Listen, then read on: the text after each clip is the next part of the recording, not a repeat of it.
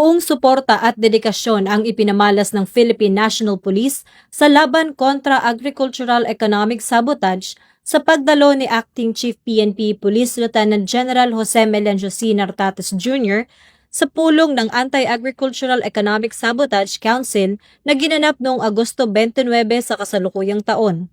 Pinangunahan ni Secretary Frederick Go, AAES Chairperson, ang pagpupulong na layuning paigtingin ang pagkilos ng pamahalaan laban sa mga mapanirang gawain tulad ng smuggling, hoarding at manipulasyon ng presyo ng produktong agrikultural na mas nagpapahirap sa ating mga magsasaka at mamimili. Sa kanyang pahayag, muling tiniyak ni Police Lieutenant General Nartates ang buo at matatag na suporta ng PNP sa adhikain ng AAES Council. Ayon sa kanya, hindi maaaring baliwalain ang banta ng mga sindikatong sangkot sa ilegal na kalakalan ng mga produktong agrikultural gaya ng bigas, sibuyas at asukal dahil ito'y hindi lamang isyu ng ekonomiya kundi pati na rin ng kapayapaan at kaayusan. Ang pagtatag ng AAES Council ay bahagi ng mas malawak na estratehiya ng pamahalaan upang tiyakin ang katatagan ng supply ng pagkain, proteksyon ng mga lokal na magsasaka at kapakanan ng sambayanang Pilipino